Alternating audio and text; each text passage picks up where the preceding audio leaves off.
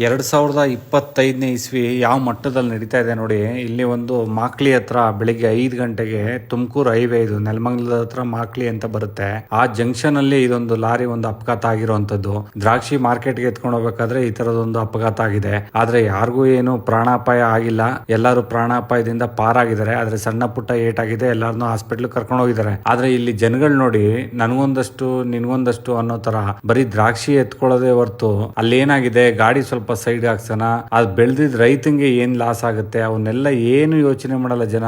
ಏನ್ ಪುಕ್ಸಟ್ಟೆ ಸಿಗುತ್ತಾ, ಎಲ್ಲಿ ಬಿದ್ದಿರುತ್ತೆ, ಮೊಬೈಲ್ ಬಿದ್ದಿರುತ್ತಾ, ದುಡ್ಡು ಬಿದ್ದಿರುತ್ತಾ, ಇಲ್ಲ ದ್ರಾಕ್ಷಿ ನಾನು ಎಷ್ಟು ಕ್ರೇಟ್ ತಗೋಬೇಕು, ಇದನ್ನೇ ಯೋಚನೆ ಮಾಡ್ತಾವ್ರೆ ಹೊರತು ಇನ್ನೇನು ಬೇರೆ ಯೋಚನೆ ಇಲ್ಲ. 2025 ಈ ಮಟ್ಟಕ್ಕೆ ಬಂದಿದೆ ಅಂತ ಅಂದ್ರೆ ಇನ್ನೊಂದ್ 5 ವರ್ಷ 10 ವರ್ಷ ಹೋದ್ರೆ ನೋಡ್ಬೇಕು. ನೋಡಿ, ಗಾಡಿಯಿಂದ ಕ್ರೇಟೇ ಎತ್ಕೋತವ್ರೆ. ಪಾಪ ಬಂಡವಾಳ ಹಾಕಿರೋ ಎಲ್ಲೋ ಇದ್ದಾನೆ, ಗಾಡಿ ಓನರ್ಗಳು ಎಲ್ಲೆಲ್ಲೋ ಇದಾರೆ, ಬೆಳೆದಿರೋ ಅಂತ ರೈತ ಎಲ್ಲೆಲ್ಲೋ ಇದಾರೆ. ಆದ್ರೆ ಇವ್ರಿಗೆ ರೋಡಲ್ಲಿ ಒಂದು ಅಪಘಾತ ಆಗಿದ ತಕ್ಷಣ ನಮ್ ಜನಗಳಿಗೆ ಏನಪ್ಪಾ ಅಂತಂದ್ರೆ ಎಲ್ಲಾನು ತುಂಬ್ಕೊಳ್ಳೋದು. ನೋಡಿ ಹೆಂಗೆ ಕ್ರೇಟೇ ಎತ್ಕೊಂಡು ಹೋಯ್ತಾರೆ ಅಂತ ಅಂದ್ರೆ ಏನಪ್ಪಾ ಈ ಜನಗಳು, ಏನ್ ಕಾಣ್ದೇ ಇರೋರೇನಪ್ಪಾ. ಅದನ್ನೇ ದುಡ್ಡು ಕೊಡ್ತೀನಿ, ಒಬ್ಬ ರೈತಂಗೆ ಒಂದು ಮನೆ ಉಳಿಸ್ದಂಗ ಆಗತ್ತಲ್ವಾ, ಅವ್ನ್ ಬಂಡವಾಳ ಹಾಕಿರಲ್ವಾ, ಬಂಡವಾಳ ಹಾಕಿ ಎಷ್ಟು ದಿನಗಳ ಕಾದು ಅದನ್ನ ತಗೊಂಬಂದು ಲೋಡ್ ಮಾಡಿ ಮಾರ್ಕೆಟ್ಗೆ ಹೋಗ್ಬೇಕಾದ್ರೆ ಈ ತರ ಒಂದ್ ಆಗ್ಬಿಟ್ಟೈತೆ. ದುಡ್ಡು ಕೊಟ್ಟು ತಗೊಳ್ಳಿ, ದುಡ್ಡು ಕೊಡ್ತೀನಿ. ಅದಕ್ಕೆ ನಾನು ಎಷ್ಟೋ ಜನಗಳಿಗೆ ಹೇಳ್ತೀನಿ, ನಿದ್ಗಣ್ಣಲ್ಲಿ ಗಾಡಿ ಓಡಿಸ್ಬೇಡಿ, ದಯವಿಟ್ಟು 1 ಅವರ್ ಸೈಡ್ಗೆ ಹಾಕೊಂಡು 1 ಅವರ್ ಮನಿಕೊಂಡಿದ್ದೋಗಿ. ಈ ತರ ಅಪಘಾತಗಳು